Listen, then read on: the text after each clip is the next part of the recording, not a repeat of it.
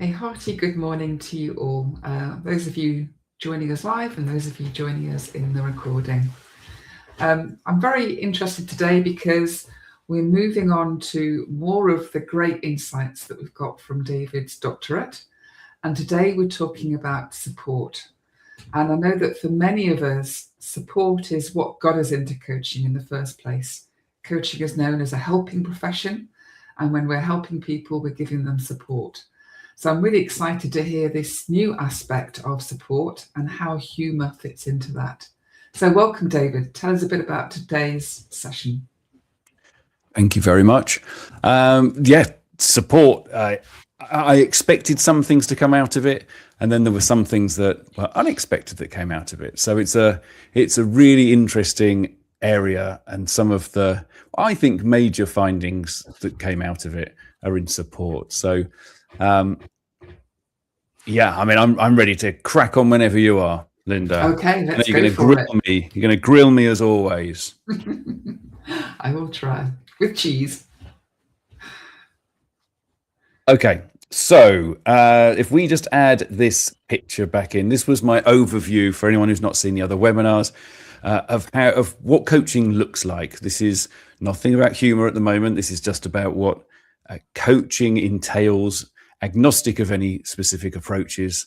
And so I identify these four areas: relationship, support, inquiry, and transformational progress. And so we've talked about how humour comes into that relationship. That was our previous webinar. And this week, we're going to talk about this area, which is support. So this is a magnified area, and you can see words like coping, listening, emotions, reducing anxiety, and things like that in here. So this is our focus for today. So in the data that I had, humour repeatedly came out when something was emotionally difficult. So clients and coaches used humour to cope with things like discomfort, anxiety, pressure, vulnerability. And I put these into three main areas of avoidance, of easing, and reassurance and acceptance. And I've just remembered I've got another image which I shall load very quickly up for everybody, which summarizes this on here. So support. Let's load that up.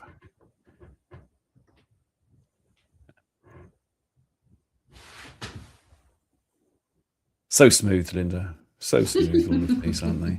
I've got lots of images for you, but I didn't put the main one up. Right. So let's add this to here. So this was the image. You can see this, right? Yes. This is the image of support. So as I said, so avoidance was one, easing, which I've split into two different parts on the illustration, and then reassurance and acceptance is that final part. So let's look at the avoidance part first. Okay, so avoidance sounds like something that generally coaches are encouraged not to do too much. We want to confront people with those difficult things. So tell me how that works for you.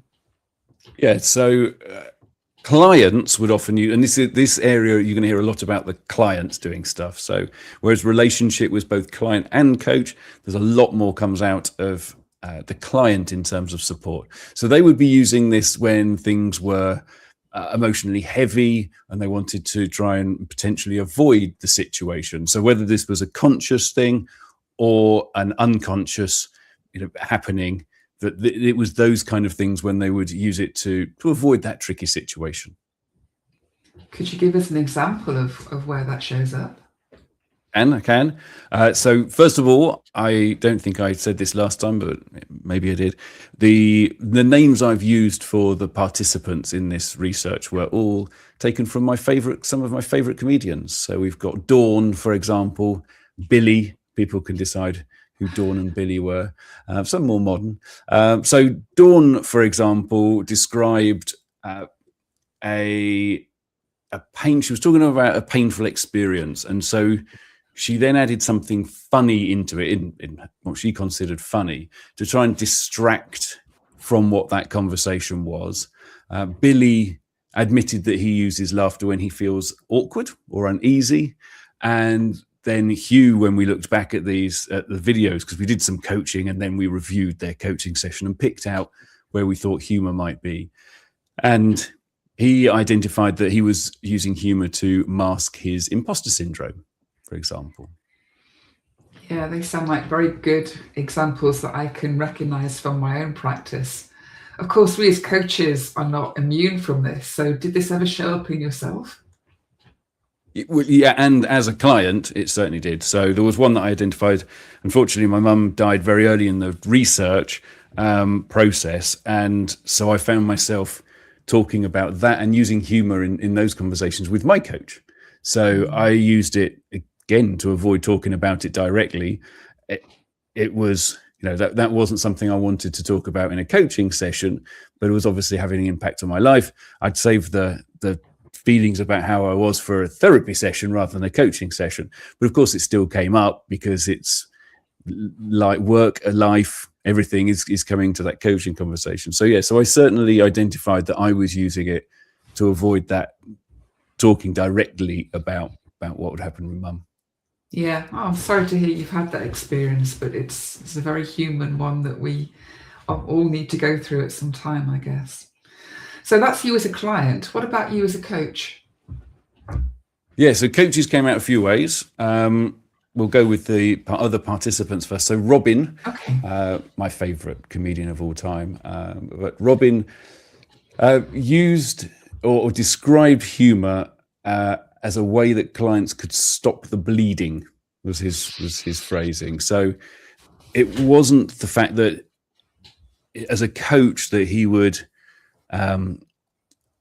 use it to stop the client's bleeding. What he was referring to is he would see that the client had made that the use of humor to avoid the topic, and he'd store that almost as something to come back to later, but he wanted them to get over that moment of suffering before returning to it. So it was, it was kind of, let's not beat them while they're down.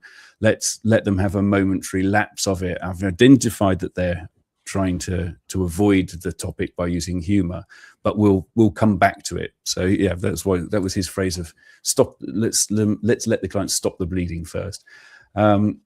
Lucy described it as an important cue, potentially for inquiring about what's going on with it.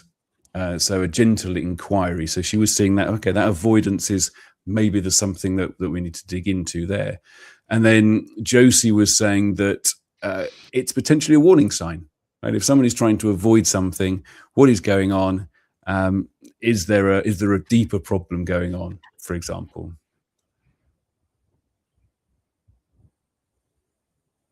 And for you yourself?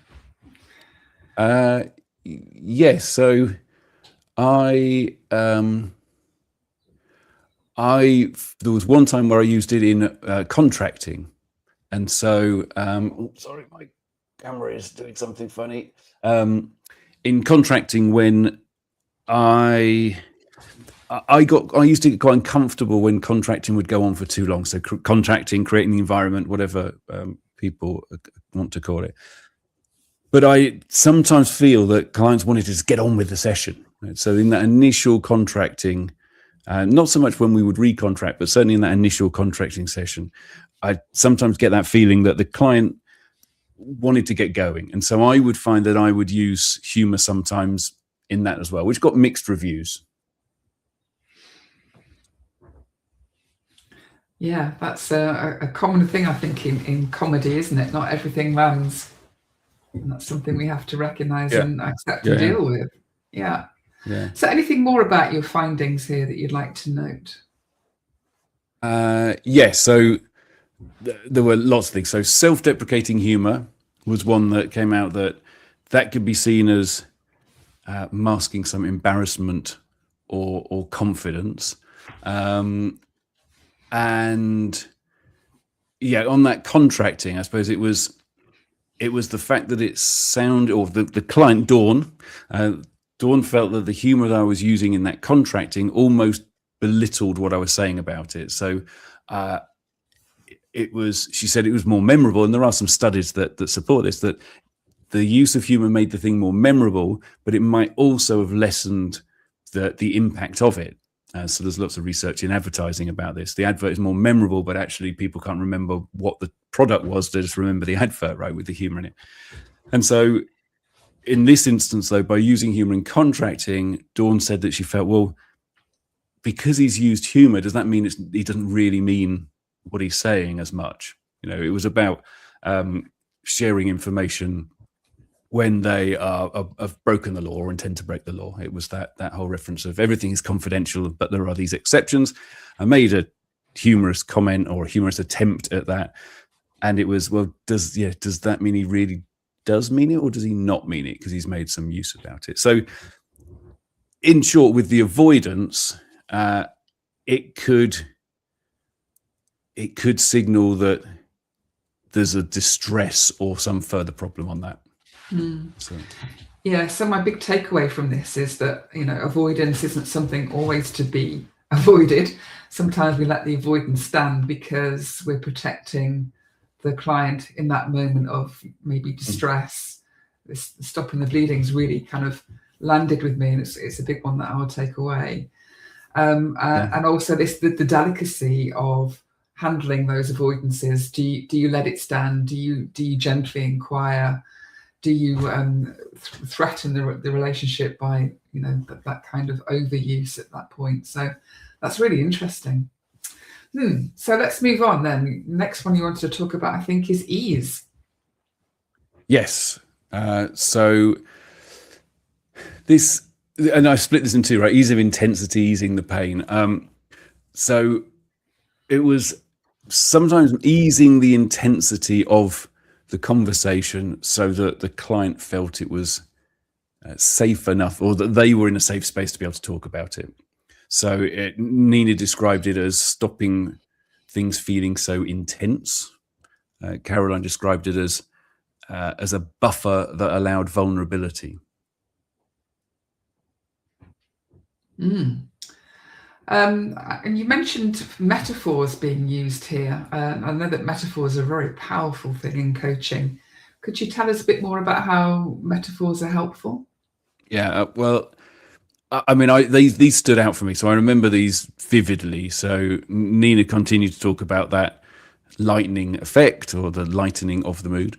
And the metaphor that she used was a bit like, I think she was saying it was about childbirth, but certainly when you're in hospital and there's that pain, and you've got the controller in your hand that you can actually administer some temporary pain relief. So she said, the humor could be a little bit like a shot of morphine.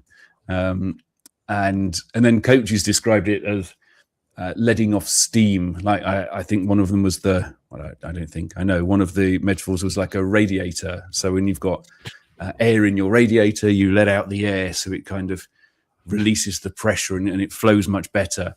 Letting out the steam. So they were two metaphors that I think work quite well with easing the situation. Yeah, that's really bringing to mind for me what we talk about in holding the space for people. So we contain them so that they can do the work, and that containment sometimes needs a bit of release to make the containment a continued safe space for them. I really like that. And again, what about the coach input here?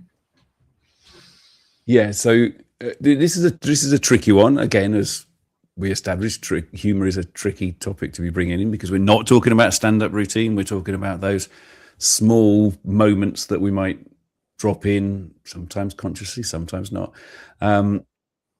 So it's, coaches using it to ease the tension, to prevent overload going on. So Peter and Eddie talked about needing light moments in the work to be able to lighten the moment for people to be able to cope with what was going on.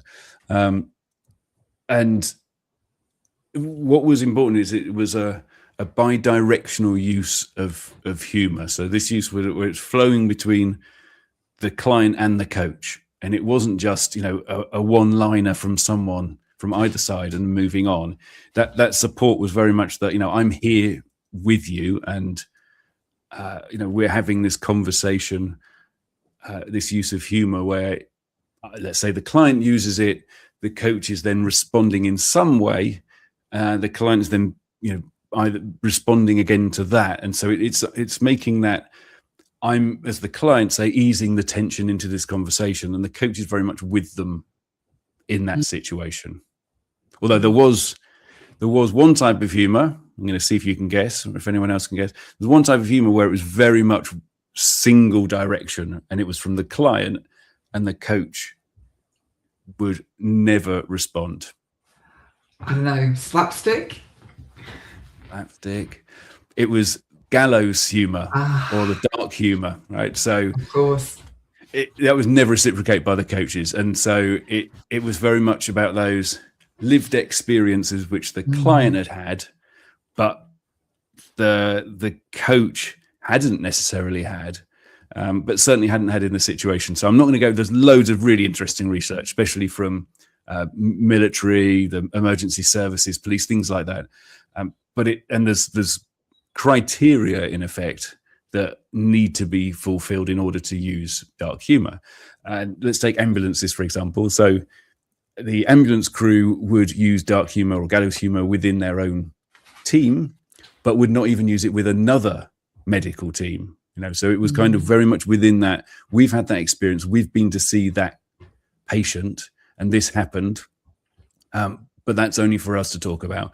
There were other situations like I think the fire brigade was saying, we would never make gallows humor about a child, right? That was a no-no.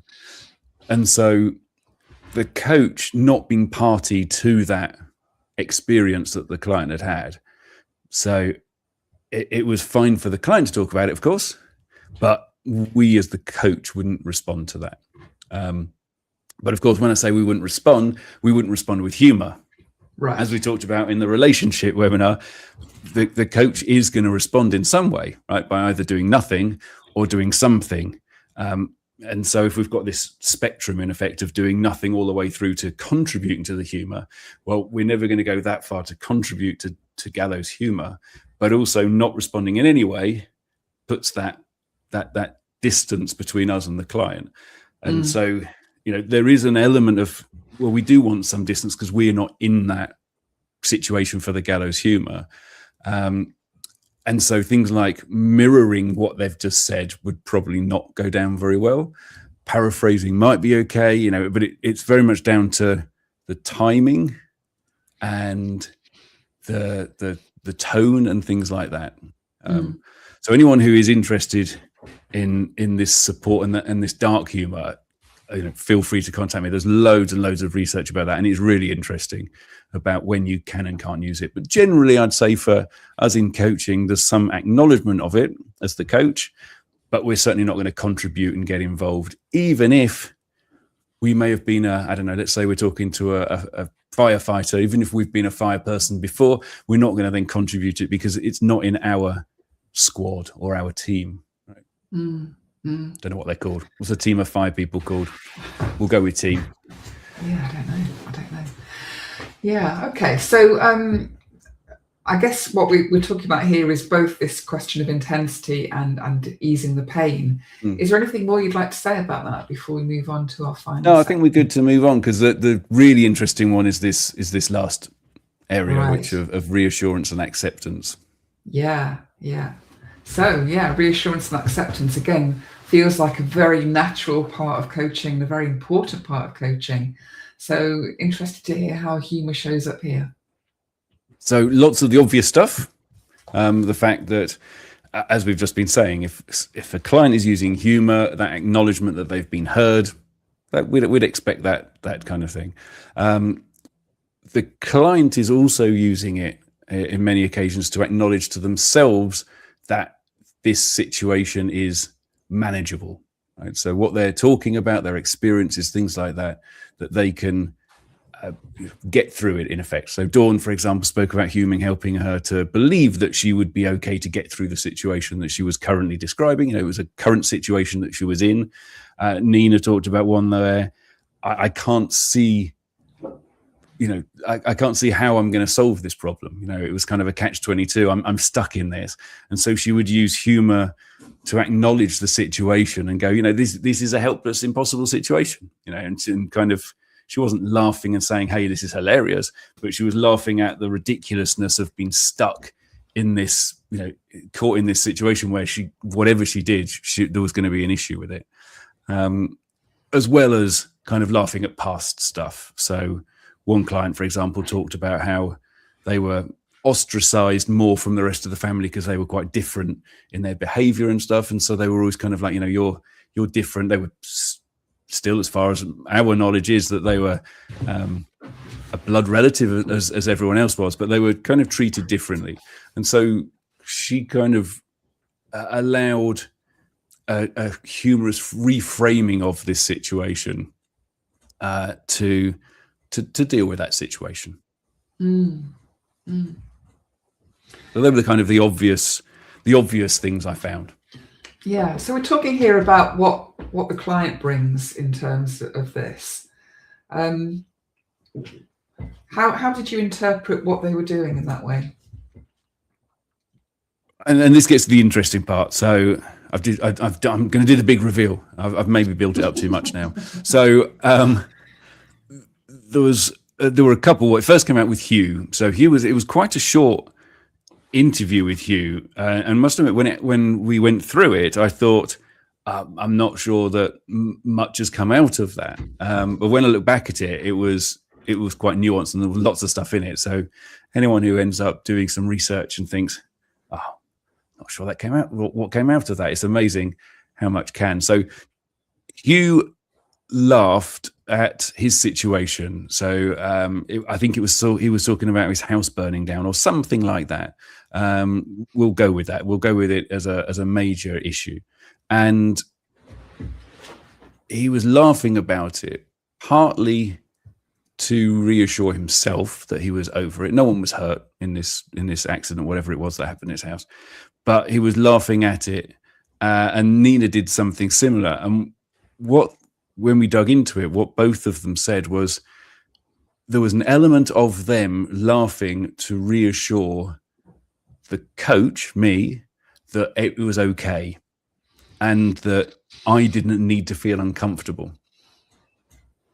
That's so interesting, isn't it? That we care so much about taking care of our clients, but our clients are often also taking care of us.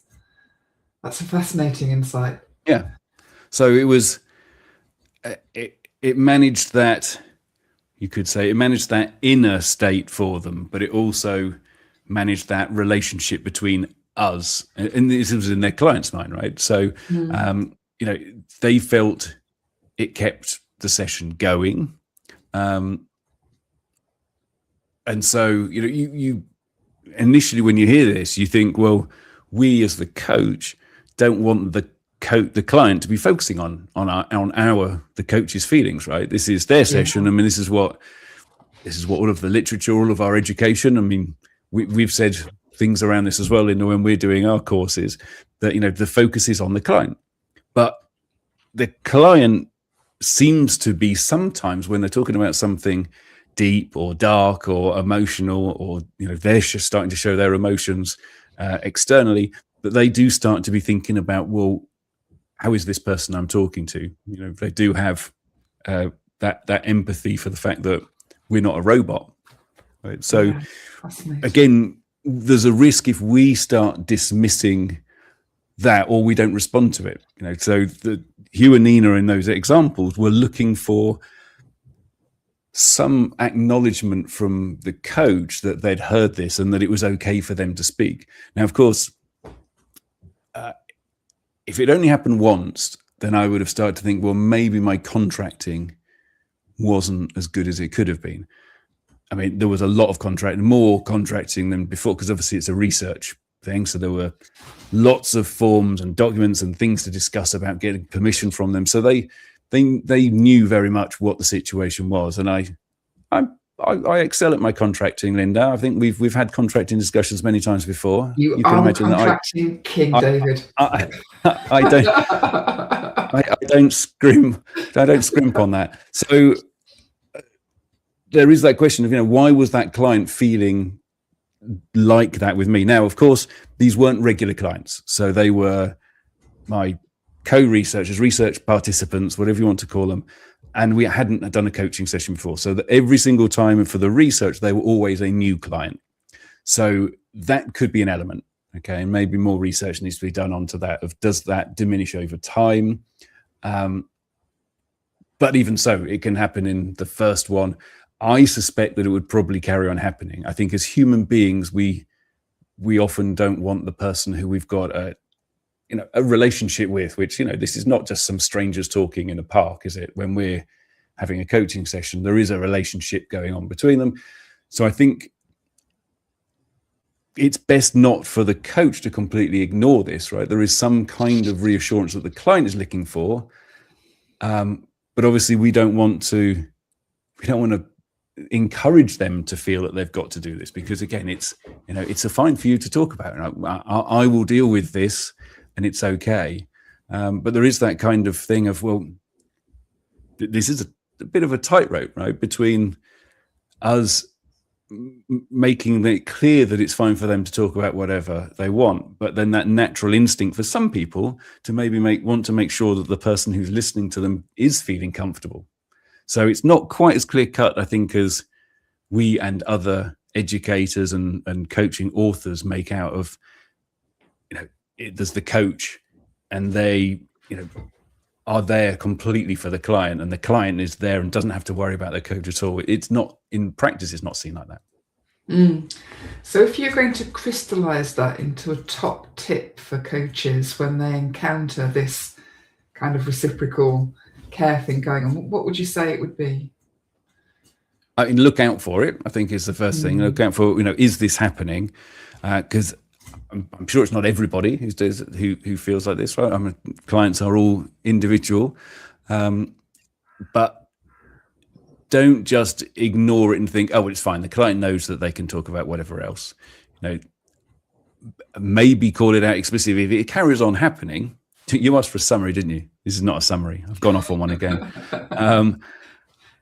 But if it keeps happening, then maybe it's worth something. It's worth addressing it as a thing. Yeah, that sounds great. And it certainly chimes with me. When I find people in that state, I think that reminding them, because of course contracting is something that we as coaches care a lot about. It's not necessarily something that's always front of mind for our clients. So that in the moment, reinforcing, this is okay. And I think the tone and the expression and just our way of being with them in that moment is really valuable in offering that support to say, this is okay, we're okay. And you can tell me this is what I'm here for, is so valuable. Fantastic. Yeah. So as we come to the end of our session today then, perhaps David, you'd like to spend a little time giving us your concise findings on this area of support. Okay. I'll try and be concise. Well, I think this image, I love the life belt is great. Yeah, I mean, it's people are using it for various things. There's avoidance, and there is all a flip side of it, right? There's the avoidance, and it's a really useful tool. We as the coach are wise to note it and decide if and when we're going to come back to it, but too much of it is a warning sign. Again, easing the intensity, easing the pain, it can be really useful for clients to do it. If it's happening too much, then again, is it a warning sign, especially if it's self-deprecating humor, always putting oneself down. That's a useful tool and quite a British thing, it seems to be, self-deprecating, but my later humor will come back to that. My later research will come back to that. But there's certainly something about easing the intensity and the pain. But again, if it happens too much, might be a problem. And that reassurance and acceptance, especially telling themselves that it's okay, is common. But again, if there's too much reassurance coming towards the coach, then maybe there's something that needs to be addressed on that. And it's not, of course, easy to just say, well, that's what's happening. It's all down to the timing, the tone, all of these things are picking up of, is that actually what's going on here, or am I just putting my interpretation onto it? So it's a really probably the most difficult of all of the findings areas, because you don't want to jump in when your client is talking about these things to check that it's not a problem. And it's obviously a difficult topic for them emotionally. And so it really does take that, or need that, that thought behind it. And so, in short, this stuff that we've been talking about here, I think, is a really good topic for supervision, for reflection, for reflexivity. You know, what are you doing? What are they doing? Why is that happening? What does it say about them and you, etc.? So I think it's a good one for supervision and for reflection. Yeah. Fantastic. Well, thank you so much, David, for sharing your findings so far on the questions of relationship and support. What can we look forward to next week? Next week. So it goes very well with support, this next topic. So I've called it inquiry.